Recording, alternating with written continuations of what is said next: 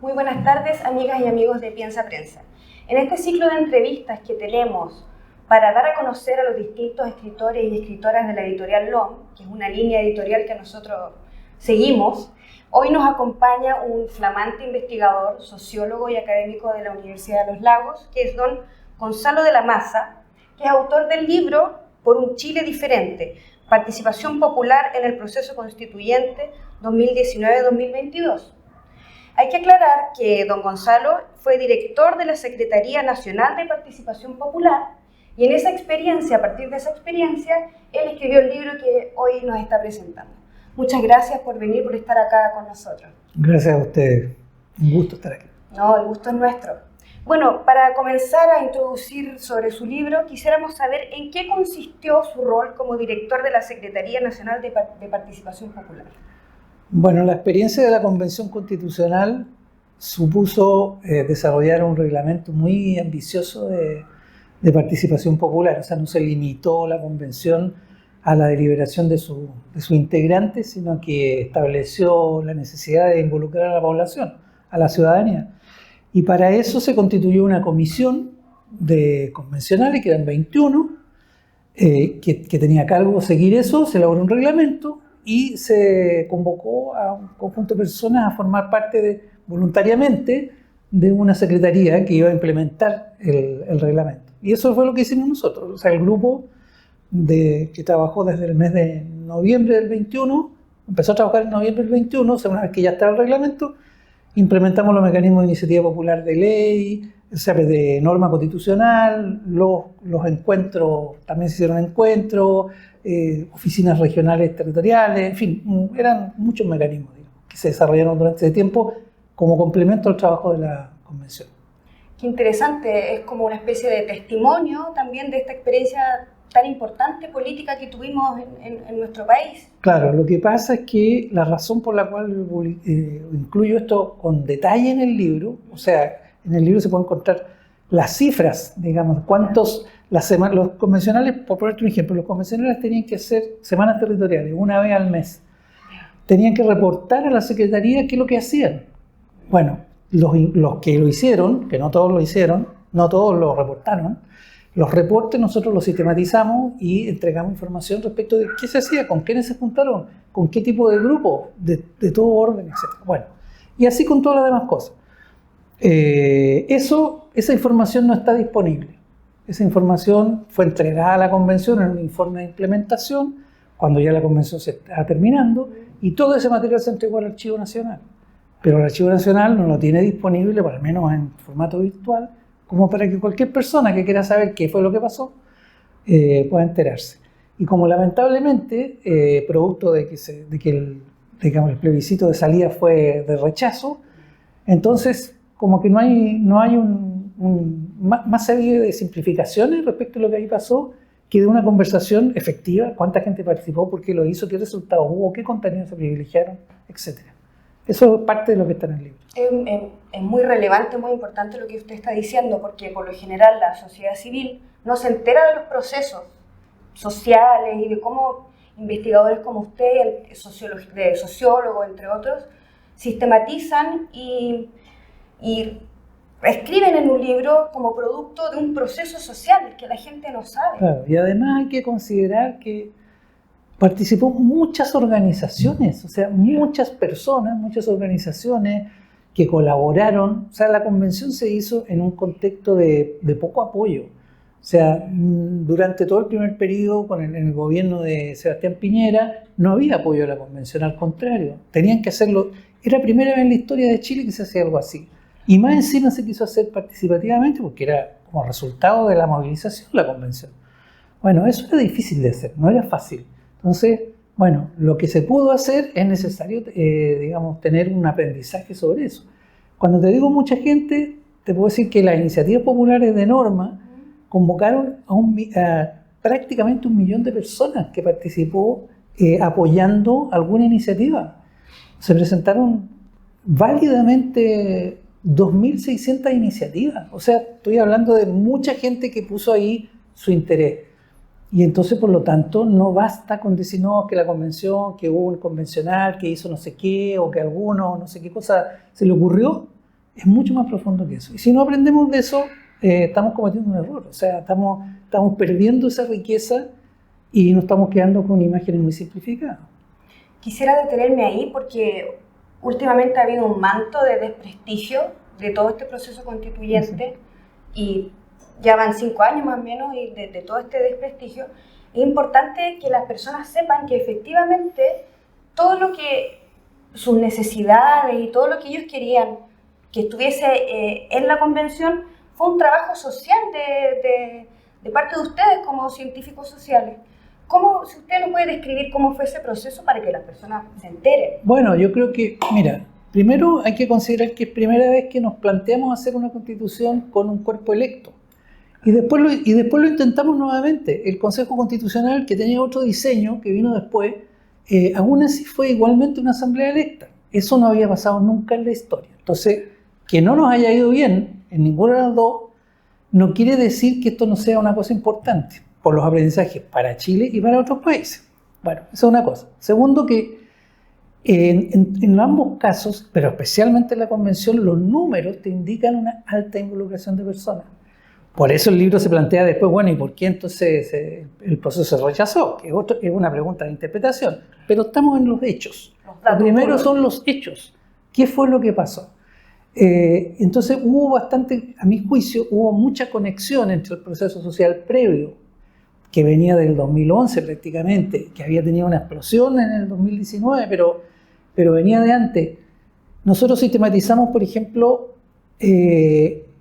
¿cuántos fueron? Pero muchos miles de cabildos y encuentros autoconvocados que se hicieron entre el 2019 y el 2020, cuando vino la pandemia, etc. En ese puro periodo. Y luego, posteriormente, se hicieron muchos encuentros. Participó más o menos lo que nosotros recuperamos, que es mucho menos de lo que se hizo, fueron 150.000 personas. O sea, estamos hablando de procesos muy amplios. Todo eso estuvo después reflejado en gran medida en el texto constitucional. Ahí había otras mediaciones, porque era una asamblea que deliberaba y tomaba sus propios acuerdos. Pero aún así, había relación entre las dos cosas. Bueno, eso... digamos, a mí me parece que ha habido discusión política sobre si lo que se escribió debió haberse escrito, si debió haber sido más conciso, si no debieron haberse incluido ciertos temas, etc. Eso está bien, pero no ha habido discusión sobre que efectivamente en ese proceso participamos muchas personas, muchas organizaciones, las universidades, las organizaciones sociales, los colegios profesionales, las iglesias, etcétera, etcétera. Qué impresionante, o sea, fue como una especie de mancomunidad de distintos actores sociales que se fueron relacionando para realmente hacer un diagnóstico. Fue un proceso empujado por la movilización popular, que tuvo una forma imperfecta, por supuesto, como cualquiera, y luego, claro, no llegó a su culminación, porque terminó en el tiempo que tenía que terminar. Se obtuvieron acuerdos por 2/3, o sea, fueron acuerdos muy amplios, pero lamentablemente había problemas también de diseño del proceso que hicieron que al final fue rechazado. Pero tenemos que aprender del proceso que se hizo, así como tenemos que aprender del anterior intento del gobierno de Bachelet, que había intentado un diseño distinto, como también del proceso que hizo después el Consejo Constitucional, que también tuvo su Secretaría de Participación, y también tuvo su diseño y tuvo sus éxitos en el trabajo. Es que es muy importante señalar esta diferencia, porque como hablábamos en un principio, por este desprestigio acerca de la Convención Constitucional y el producto que salió de ahí, pero finalmente ese producto es una síntesis de todo un trabajo largo, previo y social que se hizo. Entonces es importante destacar. Y además que, bueno, o sea, en este momento es difícil hacerlo, porque las urgencias inmediatas... A ver, voy a intentar digamos, cómo veo yo el asunto. Yo creo que las demandas que se venían expresando del 2011 en adelante y que se expresaron con mucha fuerza a partir del 2019, no eran solamente, digamos, no eran primariamente por una nueva constitución. Eran de distinto orden y varias tenían que ver con la constitución. La respuesta política fue una convención constitucional. Esa fue una respuesta del sistema político, con ciertas características. Pero las demandas eran algunas de un horizonte distinto y otras eran muy inmediatas. Cuando tú te movilizas por los problemas de salud, te estás movilizando por urgencias muy específicas, muy concretas, porque no tuviste atención en salud y eso te produjo problemas a ti o a un familiar tuyo. Y eso lo has visto en mucha gente. Entonces había que trabajar por un lado en la Constitución y por otro lado en políticas públicas, en urgencias concretas. Yo creo que se apostó todo a la Constitución, siendo que era una parte la que tenía que hacerse. Yo estoy totalmente de acuerdo en que había que tener una nueva Constitución, esa demanda estaba, pero también había que haber avanzado tanto en el gobierno de Piñera, que era difícil, como luego en el gobierno que vino, en el gobierno actual. Debió haber empezado también diciendo 2 o 3 cosas que había que hacer. Lamentablemente, se apostó, a mi juicio, excesivamente al diseño constitucional, que hubiera sido, aunque se hubiese aprobado, se hubiera demorado en implementarse, hubiera demorado en llegar a tener una respuesta efectiva. Bueno, entonces había que trabajar, yo creo, a 2 velocidades, a 2. Ese es uno de los problemas que a mi juicio hubo, que hizo que después el texto final no se viera como una respuesta a lo que lo había demandado. Claro, usted señaló que buscaron datos del 2011, que hubo procesos. ¿Cómo fue esa comparación entre los resultados que aparecieron en el 2019 y los del 2011? ¿Ven grandes cambios? Mira, no hay grandes cambios. El problema, justamente, el problema de la crisis chilena es que la respuesta institucional a los problemas que ya se vienen expresando hace 10, 15 años, por lo menos, todavía no sucede. Digamos, educación, pensiones, salud, salarios, son los temas. O sea, esos temas vienen presentes. Estuvieron presentes en el movimiento No Más AFP del 2016, estuvieron presentes en el movimiento por la educación pública gratuita y de calidad. A eso se han agregado problemas, como la crisis de vivienda, por ejemplo, que se ha profundizado con el tiempo. Pero esos temas no cambiaron, se empezaron a manifestar como impugnación al sistema, al modelo, qué sé yo, a partir de 2011, sectorialmente, sin obtener mucha respuesta. Los estudiantes universitarios algo obtuvieron con la ley de universidades, hubo algo con una ley de inclusión, pero muy parcial todavía. La presidenta Bachelet intentó hacer un proceso de nueva constitución, diseñaron uno, ahí participaron 250.000 personas, tampoco fue poco, un proceso más institucional, tampoco no tuvo curso en el Parlamento, no fue presentado, etc. Y con posterioridad al 2019, cuando nosotros sistematizamos la demanda de los cabildos, o cuando te vas a las iniciativas populares de norma constitucional, las prioritarias tenían que ver con esas cosas, con las mismas cosas. Entonces el problema es que esas demandas llevan mucho tiempo, no han sido resueltas y siguen pendientes, al margen de de si la solución es o no constitucional. O sea, no hay tanta diferencia. Y eso es un problema, porque si un sistema político no responde adecuadamente a las demandas que existen, se empieza a deslegitimar. O sea, empieza a ser visto con lo que existe hoy día, una tremenda desconfianza. Claro, sin duda. Bueno, Gonzalo, vamos a una pequeña pausa y retomamos esta interesante entrevista.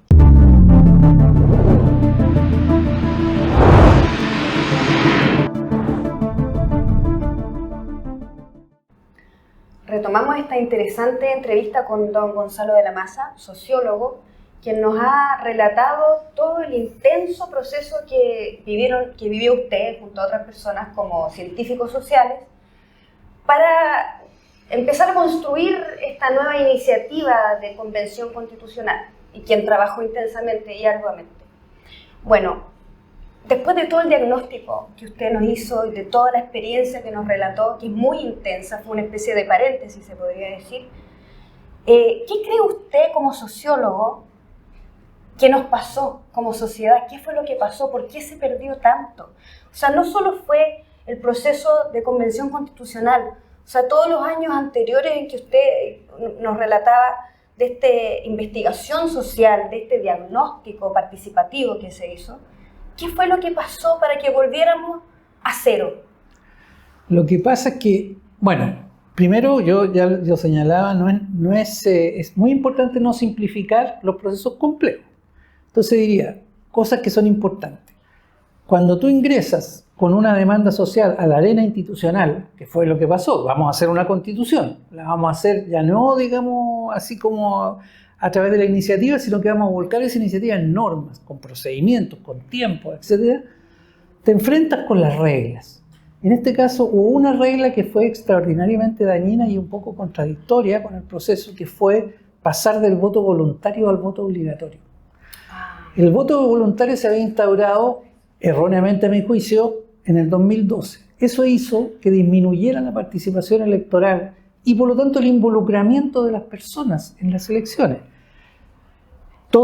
La gente que estudia la ciencia política le dijo a los parlamentarios de que ese voto voluntario iba a producir la elitización del voto, es decir, que votan más los sectores de mayor educación y de mayor ingreso, y disminuye el voto para quienes resulta por distintas razones más costoso votar, etc.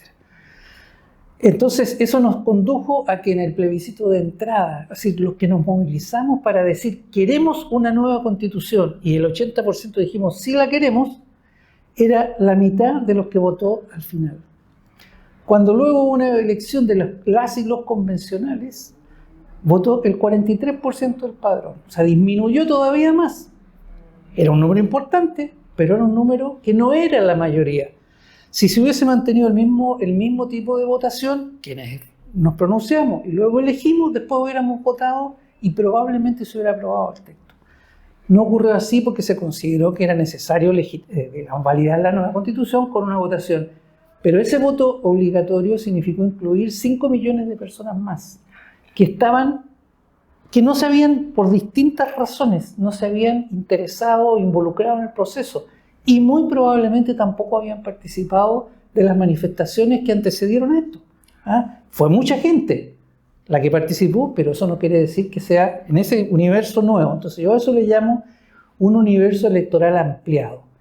La sociedad civil, los movimientos sociales actuaron muy eficazmente en todas las situaciones anteriores, e incluso en la convención, con algunas dificultades, pero en general bien, salvo en el escenario electoral ampliado, que no es lo mismo que la movilización social, ni es lo mismo que la participación electoral restringida que existía antes. Entonces se incorporó un montón de personas que fueron a votar porque estaban obligados a hacerlo, principalmente. Un elemento. Segundo elemento, la pandemia. La pandemia es algo que no lo hemos valorado completamente. Yo tampoco en el libro lo trato con tanto detalle, pero concretamente significó la detención de la movilización. O sea, nos tuvimos que recluir en nuestras casas y más encima nos enfrentamos a una situación que produjo 50.000 muertos la pandemia. Y nos tuvo meses encerrados, nos produjo una crisis económica, para muchas personas significó cerrar su negocio o quedarse sin pega, así de simple, con muy poca cobertura de parte apoyo de parte del Estado. Al final el gobierno de Piñera abrió un poco la mano, pero en general fue extraordinariamente duro.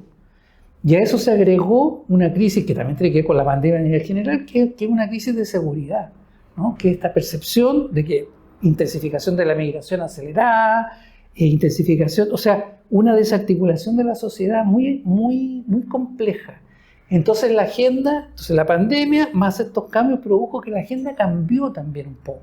Es decir, en ese momento, y eso es lo que estamos viendo todavía, las prioridades de pronto se agregaron otras prioridades. No porque hubieran desaparecido las anteriores, porque se resolvieron.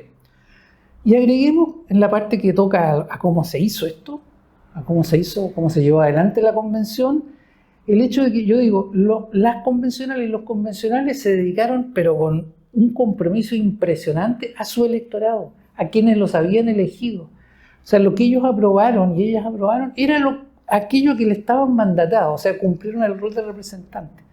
Pero los que tenían que aprobar la Constitución era un grupo mucho más grande. Entonces, ellos como que no se tuvo la conciencia de que efectivamente eso iba a crear un escenario muy distinto. Y ahí entran a jugar las noticias falsas, las exageraciones, todo eso que hace que el proceso se distorsione, digamos. Agrego también de que creo que para mí fue una ingenuidad de parte de la mayoría de las distintas izquierdas que estaban en la convención pensar de que porque la derecha era una minoría, había perdido su poder. Era minoría ahí en la asamblea, en la convención, pero la sociedad sigue teniendo poder porque eso es el poder. El poder es algo que se va a decir, si tú lo quieres desarmar, tiene que desarmarse en muchas fases distintas. Y por lo tanto surgieron manifestaciones propias de un de un pensamiento que sí tiene arraigo. O sea, también las fuerzas conservadoras levantaron sus iniciativas populares. Al principio no, porque no creen en esto. Entonces decían, no, esta no es la manera de hacerlo, aquí nos van a pasar la planadora. Como vieron que iba funcionando bien, se sumaron y se sumaron con éxito. O sea, y entonces por lo tanto lo que quiero decir, y eso es legítimo, o sea, así es la disputa política. Entonces, el tiempo era corto y no tenía apoyo, ese otro elemento. O sea, recuerden que la convención empezó teniendo que funcionar en la Universidad de Chile. Si no hubiera sido por la Universidad de Chile no se hubiera podido funcionar, porque no había conexión a internet, no había computadores, no había nada. O sea, no hubo un real apoyo. Si tú quieres hacer una constitución, bueno, o sea, necesitas los recursos. Lo voy a decir de otro modo, la Secretaría de Participación. Nosotros empezamos a trabajar en noviembre y teníamos 4 meses para desarrollar un proceso súper ambicioso. Después, en el proceso siguiente, en el Consejo Constitucional, se le encargó a la Universidad de Chile y a la Universidad Católica que armaran el proceso de participación. Se eligieron 4 mecanismos solamente, se los dotó de presupuesto, se los dotó de personal, trabajaron más o menos unas 10 veces más personas que lo que tuvimos nosotros. Y el proceso se hizo bien, claro, como el conjunto del Consejo era algo que ya no tenía mucho destino, no tuvo el eco, digamos, pero como proceso se hizo como debía hacerse. Nosotros lamentablemente no tuvimos esa posibilidad. Entonces, bueno, todo eso hay que ponderarlo a la hora de decir por qué esto no tuvo un buen resultado. Pero en términos generales, a mí lo que me interesa recalcar es que el paso a la política institucional requiere ciertos acuerdos, requiere ciertos como diseños estratégicos que no se tuvieron a la mano. No es lo mismo manifestarse, decir, esto es mi aspiración, que luego concretarla en un escenario que es complejo y que se reveló como muy complejo, que incluye lo bueno y lo malo de todo eso. Claro, son varios los factores los que Así usted es. señala, son varios y en muy poco tiempo. Y eso hace que nosotros como personas no entendamos bien, no tengamos la distancia para entender el tiempo histórico que estamos viviendo. Hubo un problema específico en el hecho de que en el mes de febrero las convencionales y los convencionales se dieron cuenta de que la tarea era gigantesca y entonces suspendieron sus semanas territoriales y se dedicaron 24/7 a aprobar normas. Eso significó de que se produjo un distanciamiento con la ciudadanía, que no sabíamos qué es lo que estaba pasando. O sea, ahí, por ejemplo, claro, cuando una comisión aprobaba una iniciativa X que parecía muy fuera de lugar, eso tenía mucho eco, eso después no llegó al texto final, pero igual se produjo como un distanciamiento producto de que ellos tenían la voluntad de salir a tiempo con el proyecto. Y lo hicieron, o sea, cumplieron con una propuesta aprobada por 2/3 en el tiempo que estaba establecido, pero no lograron el propósito. Mucho peor lo hicieron después en el Consejo Constitucional, de eso no se habla mucho. Ellos no tuvieron el escenario de voto voluntario, lo eligieron el mismo voto obligatorio en una oleada conservadora que había, eligieron la mayoría, tenían detrás un partido político que era el Partido Republicano, la convención no tenía un partido detrás, eran distintas expresiones, digamos, de distintas izquierdas, movimientos sociales, muy heterogéneos. El Consejo era mucho más homogéneo. Tenían 5 meses y partían de un proyecto ya consensuado que había hecho la comisión experta. Aún así, con esos mismos, y tuvieron todos los recursos y no tuvieron ninguna campaña en contra, porque los que estaban en contra no se movilizaron, estaban en el suelo, y los que estaban a favor no dijeron esta boca es mía. Fue un proceso muy tranquilo. Nadie dijo que el convencional votó en la ducha, que no sé qué, nada, ni miren esta iniciativa. Aún así no fueron capaces de hacerlo. Entonces, bueno, de eso que no se hable es un problema político, ideológico, pero la verdad es que la tarea era complicada y con mucho mejores condiciones tampoco fueron capaces de sacarla adelante. Y eso a mí me parece que ese sí es un fracaso que es necesario considerar también. Bueno, en el libro que usted nos presenta, ¿qué elementos de todo lo que usted nos dijo aparecen en ese libro y de qué manera usted podría invitar a la ciudadanía para que compre este libro? Claro, el libro tiene una primera parte que es cómo llegamos a la convención, o sea, que es trazar un poco el cuadro, decir esto no empezó cuando se inició la convención el 4 de julio del 2021. el del 2021, sí, bien digo. Ni empezó tampoco para el estallido y la revuelta social. Empezó, es un proceso mucho más largo, que se venía acumulando y se traza un poco eso. Contiene también algunas imágenes, yo le llamo estampas de una primavera, que son textos que yo escribí durante octubre y noviembre del 2019. O sea, están escritos antes, pero los quise incluir porque reflejan, digamos, el tipo de cosas que estaban en juego en ese momento. Después tiene una larga parte que es cómo lo hizo la convención, el reglamento de participación, cómo se organizó y qué se hizo. Después del qué se hizo viene una parte que es ¿y qué resultó de todo esto? ¿Cuál es el resultado? Algunas cosas he dicho, 980.000 personas que apoyaron iniciativas de ley, 150.000 personas en cabildo, en fin. Y todos los mecanismos se revisan uno por uno y se dice, bueno, esto resultó mejor, este resultó peor, porque no todo resultó de la buena manera. Después hay un capítulo sobre el Consejo Constitucional, que es lo que se hizo ahí, y finalmente hay un capítulo dedicado a la pregunta que acabamos de abordar, es decir, cuáles son los factores que hacen que esto no tuvo el resultado que se esperaba, y sobre todo yo reviso ahí la situación de los distintos movimientos sociales, voy viendo qué pasó con el movimiento feminista, qué pasó con el movimiento indígena, qué pasó con el movimiento ambientalista, porque sus desempeños fueron muy diferentes. De tal manera de que, y con eso se cierra el libro, con un poco qué aprendimos, qué cosas aprendimos. Y eso es, algunas cosas trataba de decir en la entrevista, pero eso es lo que van a encontrar en el libro, porque a mí me parece que como el asunto no se ha resuelto, puede ser que en este momento no haya una voluntad de una nueva constitución, pero lo que estuvo detrás de esa nueva constitución, las aspiraciones que existían todavía existen y van a volver a manifestarse en el futuro. La forma no lo sabemos. Pero si estuviéramos en una situación que decimos, no, pues que eso ya lo resolvimos de otra manera, sería distinto, pero no es así. Entonces la crisis continúa y por lo tanto es muy importante aprender de lo que se ha hecho para cuando nos toque o les toque a las personas pelear de nuevo por esto. Sin duda alguna, bueno, le agradecemos, muchas gracias, porque es muy importante señalar eso, porque para todos fue una cosa casi desechable, pero todo el trabajo que hubo ahí y que es parte para que nos conozcamos a nosotros mismos como chilenos y chilenas y podamos entendernos también un proceso tan importante y relevante para nuestro país y tener una nueva carta, ¿no? Cuando hablamos de memoria histórica, bueno, la memoria histórica debemos construirla y por lo tanto tenemos que tomar en serio para lo bueno y lo malo. O sea, los procesos históricos no son tampoco puros, ¿ah? La teoría puede ser pura, los valores, la realidad no lo es. Entonces miremos esto, si esto, digamos, y todos tenemos que ser capaces de hacer eso. Ojalá tengamos mejores condiciones para poder resolver las cosas que están aún pendientes. Por supuesto, importante recuperar esa experiencia que hoy en día es un testimonio y que de seguro nos va a servir para el futuro. ¿Dónde podemos encontrar este importante libro que ojalá todas y todos lo compren? Es muy importante para... Bueno, el libro fue editado por Loma Ediciones, está disponible en la librería de Loma, en la calle Conchitora en Santiago, pero también Loma distribuye a todas las principales librerías, o sea, cualquier librería lo deberán encontrar. Y también pueden entrar al sitio web de LOM, lom.cl, donde también se puede adquirir. Por lo tanto, no deberá ser difícil encontrar el libro, ¿no? También pueden visitar mi sitio web, que es www.gonzalodelamasa.cl, donde van a encontrar algunos argumentos y documentos relativos a esto. No el libro propiamente tal, pero sí cosas relacionadas con lo que estamos hablando.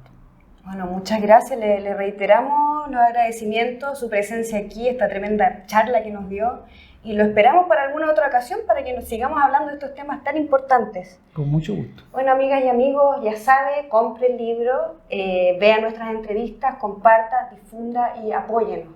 Muchas gracias, nos vemos.